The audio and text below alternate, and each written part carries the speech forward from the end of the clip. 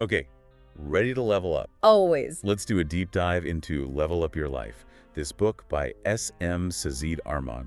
I'm really excited to explore it, actually. Yeah, it's packed with these like really cool strategies all about personal transformation, and it's told through stories, which I think is really effective. Yeah, exactly. It makes even the more complex ideas super relatable. It's like, those times when you wish you had a friend to give you advice on a certain situation? Totally. It's like having those wise friends right there in the book, sharing their experiences. Like cheat codes for life, almost. I like that. Cheat codes for life. And the book starts with this idea of resilience, which, let's face it, We all need that. we all need it, especially when things get tough. And the first story is about this woman named Elena. Okay, Elena, have you ever, poured your heart and soul into something, a project, a goal, whatever, Oh, yeah. and then faced rejection? Well, Elena's been there. She put everything into this project, only to get knocked back. Yeah, but here's the thing. Elena's friend Noah teaches her that resilience isn't about being unbreakable. It's not about, never getting knocked down. You're going to get knocked down? Exactly. It's about having the skills to put yourself back together when it happens. So it's a skill, like something you can actually develop. It is a skill, and one of the techniques Elena learns is reframing. Reframe it. Yeah, so instead of asking herself that classic why me question, Yeah. she flips it and asks, what can I learn from this? Interesting. It's about turning that negative into a positive, finding the lesson in the setback. I actually tried this myself after reading the book. Really? Yeah, and honestly, it's amazing how much lighter it makes you feel. Yeah. It's like, instead of blaming yourself or the situation, you're taking control. You're in the driver's seat. It is about taking control. And there's this great story about Elena running a half marathon. Oh, tell me about it. So she enters this race with, zero training, Zero training. collapses after 5 miles, feels totally defeated. Right, I feel defeated too. But later on, she reframes the experience. She realizes it wasn't about failing. It was about needing a better plan. And guess We'll just what? hate it. Eventually, she crosses that finish line. That's incredible. So those setbacks, they're not the end of the story. No, they can be stepping stones. I love that. Stepping stones. Yeah. What else does Elena teach us? Well, she's also big on positive self-talk. Instead of all that negative chatter we tend to have in our heads, Oh yeah, the inner critic. she makes a conscious effort to replace those negative thoughts with more constructive ones. It's like giving your inner critic a makeover. Turning that voice into, a supportive coach instead. Exactly. And the book really emphasizes how much our internal dialogue affects everything. It influences our thoughts, our feelings, our actions, everything. It all starts in our heads. It really does. And you know what else Elena highlights? The importance of a support system. Having people you can rely on to talk to vent to. Makes a world of difference. A huge difference, because it makes you realize, hey, I'm not alone in this. Exactly. It's like you're part of a team. Okay, so we've got resilience. What's next in the level up journey? Well, the next story is about Diana. And she's this meticulous planner. Her life is all about routines and schedules. Until It all goes haywire. completely haywire, promotion falls through, her relationship hits a snag, she has to move unexpectedly. Chaos. Oh man, I can relate to that feeling of life just throwing curveballs your way when you least expect it. And Diana's initial reaction, total resistance. She's clinging to her old routines even though everything around her is changing. It's like trying to hold on to something that's already gone. Exactly, and it's not working. Then her colleague Jenna gives her this great piece of advice. She says, and I'm paraphrasing here, sometimes we're so busy trying to control things, we miss out on the beauty of change. Ooh, okay. Right. It's about learning to go with the flow, to adapt when things don't go according to plan. So how does Diana go from resisting change to embracing it? Well, she starts asking herself this question. What's one thing I can do to embrace what's happening? That's it, just one thing. Just one small step. But that tiny shift in perspective makes all the difference. It's like instead of freaking out about the whole situation, she's finding something, anything she can control. Exactly. And what's fascinating is that she actually starts to enjoy the unexpected. It's like those curveballs become opportunities. So it's not about passively accepting whatever happens.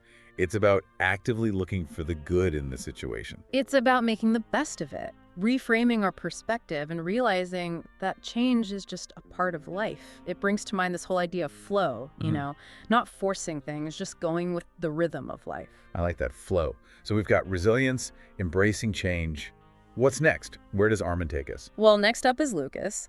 And Lucas is all about stepping outside his comfort zone. Now that can be scary. It can be. You know those times when you crave something new, an adventure? But then fear kicks in. Exactly. And Lucas is a total creature of habit. Eats at the same restaurants, sticks to the same routines, vacations in the same town, year after year. Until... So what? What shakes things up for him? He sees a photo of his friend bungee jumping. Wow. And it sparks something in him. This desire to break free, to explore the unknown. So what does he do? Does he just go bungee jumping? He starts small, which I think is key. Baby steps. Exactly.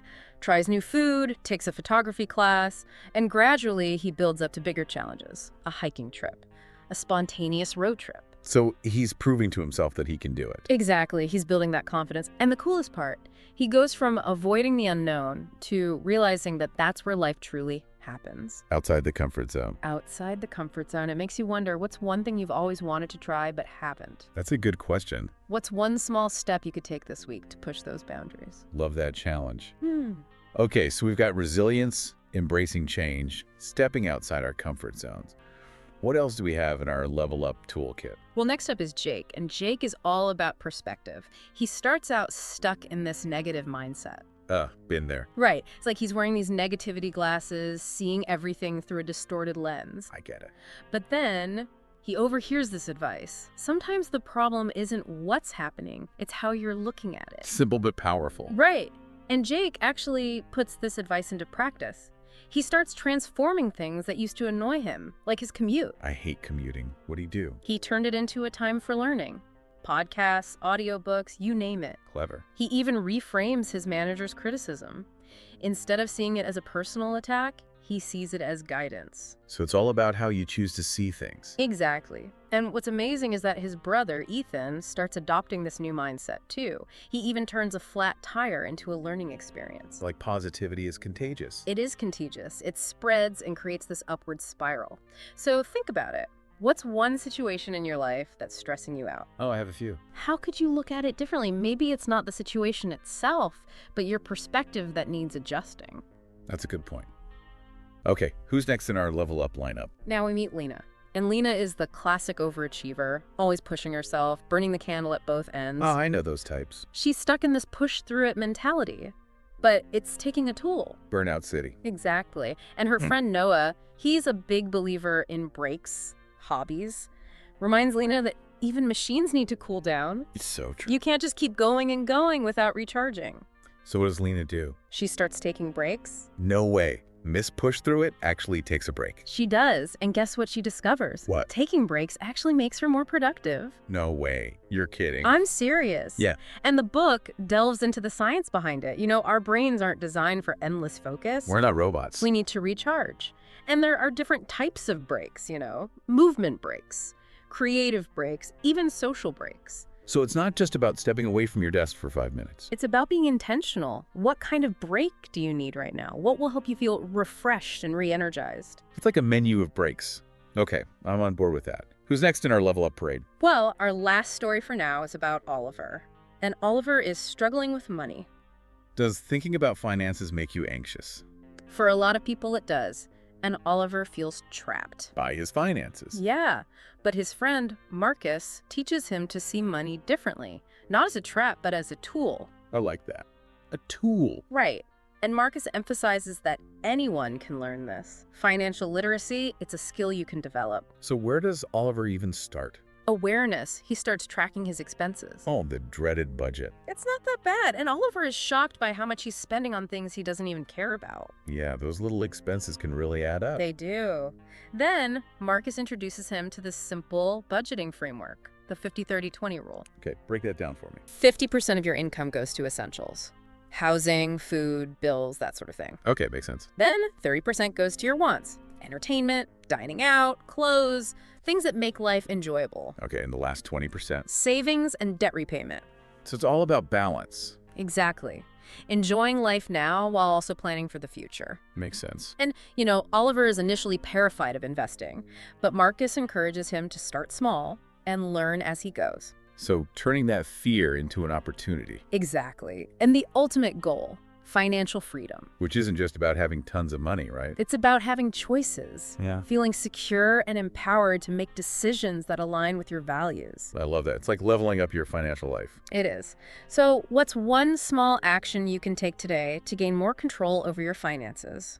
Could be as simple as checking your bank balance. That's a great starting point. It's amazing how these seemingly separate areas of life, resilience, change, finances, are all connected. They are. They're all part of the personal transformation puzzle. And Level Up Your Life does a great job of showing how they all fit together. We've covered some great strategies so far from Level Up Your Life, like seriously practical stuff. Yeah, things you can actually use in your everyday life. And the next chapter tackles something that I think we all struggle with: distractions. Oh, tell me about it. My phone is like a black hole for my attention sometimes. Right. And we meet Ava, who is completely overwhelmed by the constant influx of information. It's affecting her work, her well-being, everything. It's like we're all bombarded with these notifications and emails, and like the world is constantly vying for our attention.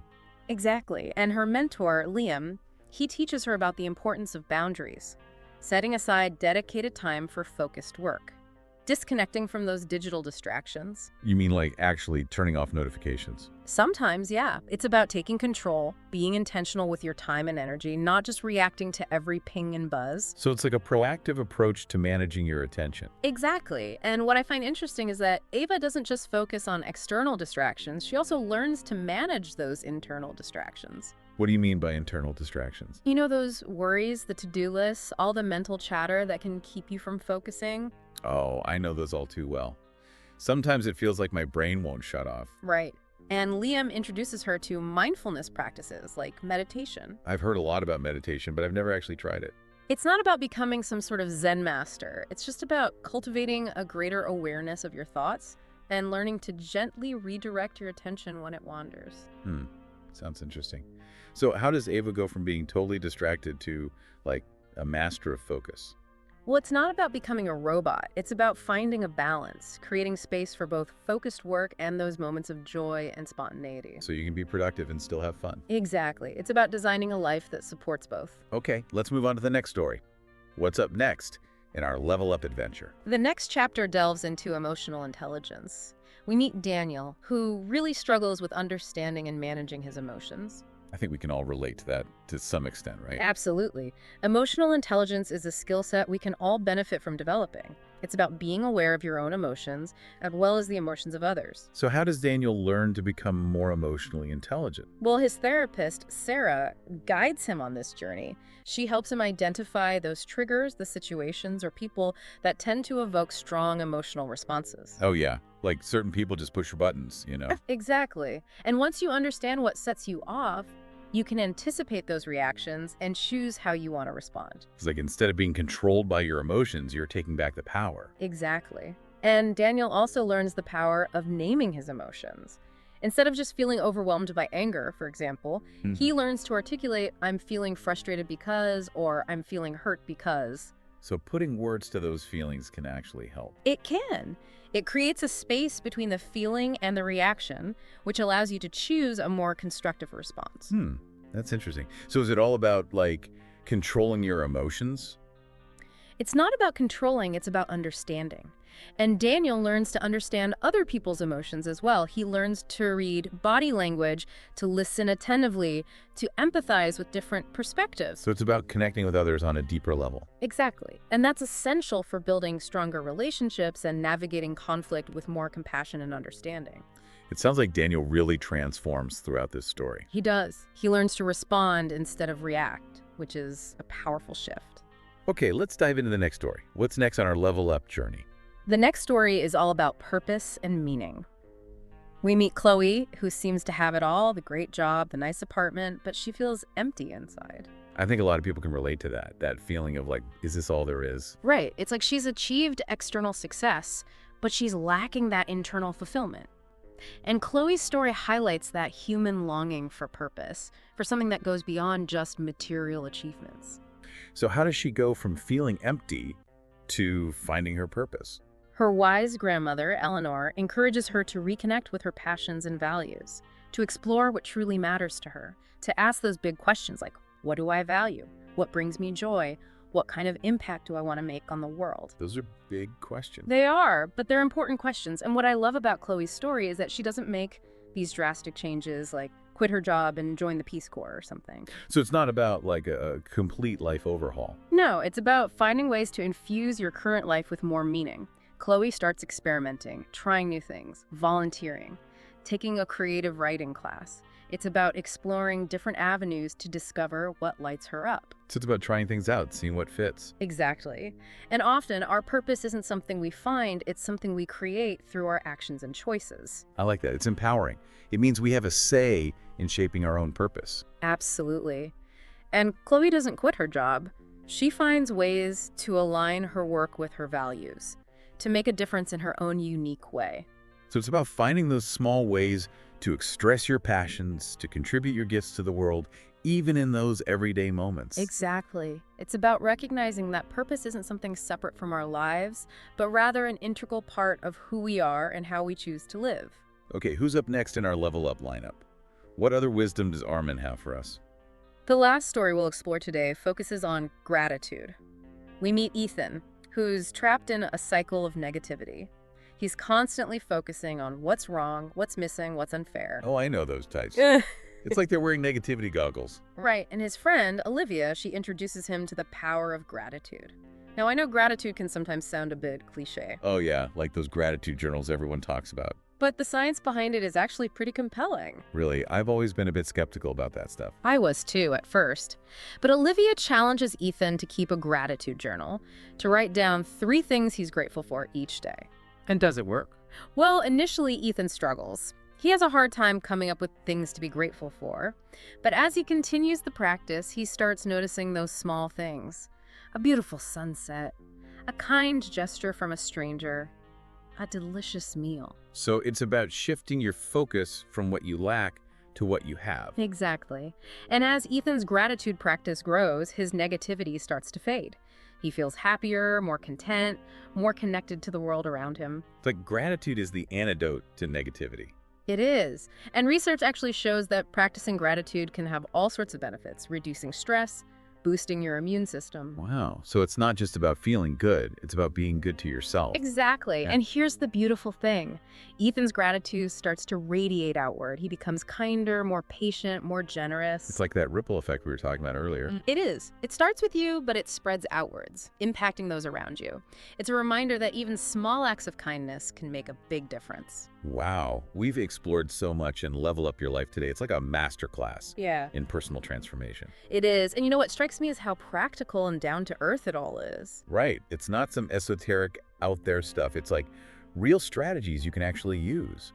And I think one of the most powerful themes is this idea that small changes can lead to big results. Absolutely. It's so easy to get caught up in thinking you need to overhaul your entire life to make progress. But these stories really highlight the power of consistency, just taking those small steps day after day. Yeah, like Elena's reframing question, what can I learn from this?